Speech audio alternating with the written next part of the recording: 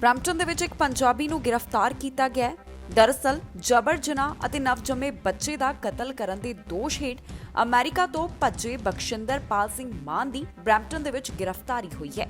ਦੱਸ ਦਈਏ ਕਿ ਬਖਸ਼ਿੰਦਰਪਾਲ ਵੱਲੋਂ ਆਪਣੀ ਰਿਸ਼ਤੇਦਾਰ ਕੁੜੀ ਦੇ ਨਾਲ ਜਬਰ ਜਨਾਹ ਕੀਤਾ ਗਿਆ ਅਤੇ ਇਸ ਤੋਂ ਬਾਅਦ ਬੱਚੇ ਦੇ ਕਤਲ ਦੇ ਦੋਸ਼ ਹੇਠ 2 ਸਾਲਾਂ ਤੋਂ ਕੈਲੀਫੋਰਨੀਆ ਦੇ ਸ਼ਹਿਰ ਬੇਕਰਸਫੀਲਡ ਤੋਂ ਬਖਸ਼ਿੰਦਰਪਾਲ ਸਿੰਘ ਭੱਜ ਗਿਆ ਸੀ। ਦੱਸਿਏ ਕਿ ਪੀਲ ਪੁਲਿਸ ਨੇ ਕੈਨੇਡੀਅਨ ਬਾਰਡਰ ਅਧਿਕਾਰੀਆਂ ਦੀ ਮਦਦ ਦੇ ਨਾਲ ਇਸ ਨੂੰ ਹੁਣ ਗ੍ਰਿਫਤਾਰ ਕਰ ਲਿਆ ਹੈ। ਬਖਸ਼ਿੰਦਰਪਾਲ ਦੀ ਉਮਰ 26 ਸਾਲ ਦੱਸੀ ਗਈ ਹੈ। ਗ੍ਰਿਫਤਾਰ ਕਰਨ ਤੋਂ ਬਾਅਦ ਅਮਰੀਕਨ ਆਫੀਸ਼ੀਅਲਸ ਦੇ ਹਵਾਲੇ ਬਖਸ਼ਿੰਦਰਪਾਲ ਨੂੰ ਕਰ ਦਿੱਤਾ ਗਿਆ ਹੈ। ਦੱਸ ਦਈਏ ਕਿ ਇਸ ਵਿਅਕਤੀ ਵੱਲੋਂ ਆਪਣੀ ਰਿਸ਼ਤੇਦਾਰ ਨਾਬਾਲਗ ਕੁੜੀ ਨਾਲ ਜਬਰ ਜਨਾਹ ਕੀਤਾ ਗਿਆ ਸੀ। ਨਵੰਬਰ 2018 ਦੌਰਾਨ ਉਸ ਦੇ ਜੋ ਬੱਚਾ ਹੋਇਆ ਉਹ ਬੱਚਾ ਕੁੜੀ ਦੇ ਬੈਕਯਾਰਡ ਦੇ ਵਿੱਚ ਮ੍ਰਿਤਕ ਪਾਇਆ ਗਿਆ, ਜਿਸ ਤੋਂ ਬਾਅਦ ਬਖਸ਼ਿੰਦਰਪਾਲ ਸਿੰਘ ਕੈਲੀਫੋਰਨੀਆ ਤੋਂ ਭੱਜ ਕੇ ਕੈਨੇਡਾ ਆ ਗਿਆ ਸੀ ਅਤੇ ਕਾਫੀ ਲੰਬੇ ਸਮੇਂ ਤੋਂ ਉਹ ਬਰੈਂਪਟਨ ਦੇ ਵਿੱਚ ਰਹਿ ਰਿਹਾ ਸੀ। ਬਖਸ਼ਿੰਦਰ ਦੇ ਗਿੱਟੇ ਦੇ ਉੱਪਰ GPS ਲਗਾਇਆ ਗਿਆ ਸੀ। ਇਸ ਨੂੰ ਸੁੱਟ ਕੇ ਉਹ ਫਰਾਰ ਹੋਇਆ।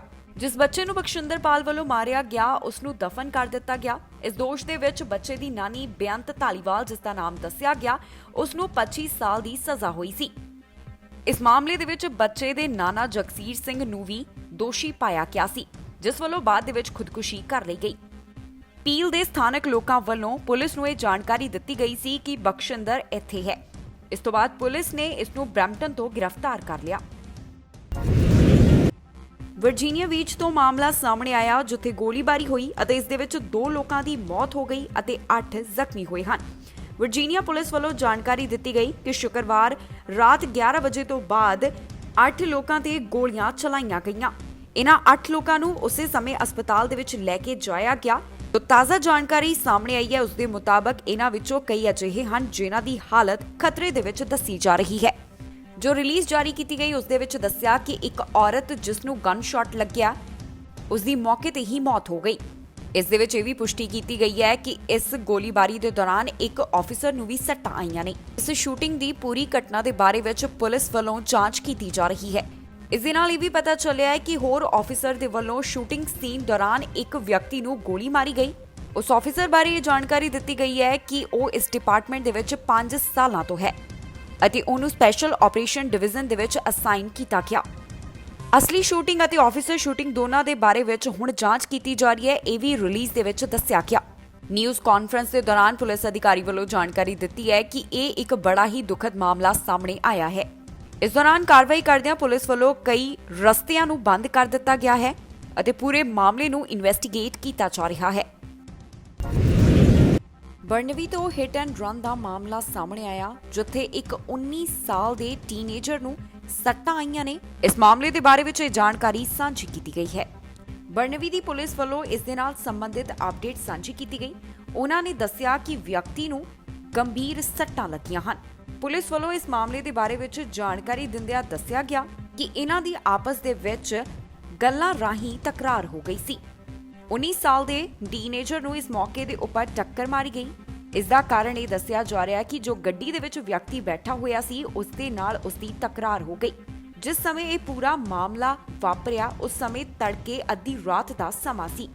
इस 19 साला टीनेजर नूं टक्कर मारन तो बाद जो गड्डी नूं चला रहा सी वो मौके तो फरार हो गया। फिलहाल पुलिस वालों ये अपडेट साझी की गई है कि जिस लड़के नूं इस दौरान सट्टां आईयां उसनूं अस्पताल दे विच भेजिया गया, जिसका इलाज चल रहा है। नाल दी नाल उन्हां वालों अपील की गई है कि जेकर किसी नूं भी इस घटना के बारे में कोई भी जानकारी होवे तां उसकी इन्फॉर्मेशन पुलिस दे नाल जरूर साझी की जावे। इस मामले के बारे में बर्नवी RCMP वालों ट्वीट करके भी जानकारी साझी की गई है। अमेरिका के कुछ शहरों के विच तूफान का प्रभाव देखने को मिल रहा है। इस तूफान के कारण 6 लोगों की जान चली गई है।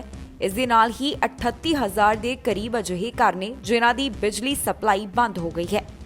अमेरिका के दक्षिणी हिस्सिਆਂ ਤੋਂ ਅਜਿਹੀਆਂ खबरां सामने आ रही ने जिथे तूफान के कारण कई लोग प्रभावित हुए ने। अल्बामा ਅਤੇ ਕਾਲਹੋਨ काउंटी ਦੇ ਵਿੱਚ 5 ਲੋਕਾਂ ਦੀ मौत हो गई ਅਤੇ कई ਅਜਿਹੇ ਹਨ जो ਜ਼ਖਮੀ ਹੋਏ। इस दे नाल ही एक मौत वेस्ट जॉर्जिया दे विच भी दर्ज की गई है, जिथे एक पासे जानी नुकसान होया है, दूसरे पासे कई घर भी अजिहे ने जिन्हां नूं नुकसान पहुंचा। कई घरां दीयां छत्तां उड़ गईयां, दरखत डिग गए अते कई खंबे भी नुकसाने गए। ਜ਼ਿਕਰਯੋਗ ਹੈ ਕਿ ਅਮਰੀਕਾ ਦੇ ਟੈਨੇਸੀ ਦੇ ਵਿੱਚ ਪਿਛਲੇ ਸਾਲ ਜੋ ਤੂਫਾਨ ਹੋਇਆ ਸੀ ਉਸ ਵੱਲੋਂ ਵੀ ਵੱਡੀ ਤਬਾਹੀ ਮਚਾਈ ਗਈ ਸੀ।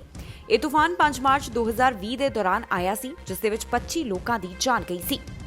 ਇੰਨਾ ਹੀ ਨਹੀਂ, ਤੂਫਾਨ ਤੋਂ ਬਾਅਦ ਇੱਥੇ ਰਹਿਣ ਵਾਲੇ ਲੋਕਾਂ ਵੱਲੋਂ ਆਪਣੀ ਜਾਨ ਬਚਾਉਣ ਦੇ ਲਈ ਵੀ ਕਈ ਕੋਸ਼ਿਸ਼ਾਂ ਕੀਤੀਆਂ ਗਈਆਂ। ਉਹਨਾਂ ਨੂੰ ਆਪਣੇ ਘਰਾਂ ਨੂੰ ਛੱਡ ਕੇ ਭੱਜਣਾ ਪਿਆ ਸੀ। ਅਮਰੀਕਾ ਦੇ ਅਲਬਾਮਾ ਤੇ ਜਾਰਜੀਆ ਦੇ ਵਿੱਚ ਜਿਹੜਾ ਹੁਣ ਤੂਫਾਨ ਆਇਆ ਹੈ ਉਸ ਵੱਲੋਂ ਵੀ ਇੱਕ ਭਾਰੀ ਤਬਾਹੀ ਮਚਾਈ ਗਈ ਹੈ, ਜਿਸ ਦੇ ਕਰਕੇ ਬਹੁਤ ਸਾਰੇ ਲੋਕਾਂ ਨੂੰ ਪ੍ਰਭਾਵਿਤ ਹੋਣਾ ਪਿਆ ਹੈ। 6 ਲੋਕਾਂ ਦੀ ਜਾਨ ਚਲੀ ਗਈ ਅਤੇ ਕਈ ਵੱਡੀ ਗਿਣਤੀ ਦੇ ਵਿੱਚ ਘਰ ਅਜਿਹੇ ਹਨ ਜਿਨ੍ਹਾਂ ਦੀ ਬਿਜਲੀ ਸਪਲਾਈ ਬੰਦ ਕਰ ਦਿੱਤੀ ਗਈ ਹੈ। ਸਤਿ ਸ਼੍ਰੀ ਅਕਾਲ ਜੀ, ਮੈਂ ਨਿਰਮਲ ਮਾਨ ਪੂਰਾ ਟੈਕਸ ਸੈਟਲਮੈਂਟ ਤੋਂ। ਇਹ ਤੁਸੀਂ ਵੀਡੀਓ ਦੇਖ ਰਹੇ ਸੀ ਟੀਵੀ ਪੰਜਾਬ ਦੇ ਉੱਤੇ। ਇਹੋ ਜਿਹੇ ਹੋਰ ਜਾਣਕਾਰੀ ਭਰਪੂਰ ਵੀਡੀਓ ਦੇਖਣ ਵਾਸਤੇ ਟੀਵੀ ਪੰਜਾਬ ਦੇ ਚੈਨਲ ਨੂੰ ਸਬਸਕ੍ਰਾਈਬ ਕਰੋ ਤੇ ਨਾਲ ਹੇਠ ਦਿੱਤੇ ਹੋਏ ਬੈਲ ਆਈਕਨ ਦੇ ਬਟਨ ਦਬਾਓ। ਸਤਿ ਸ਼੍ਰੀ ਅਕਾਲ।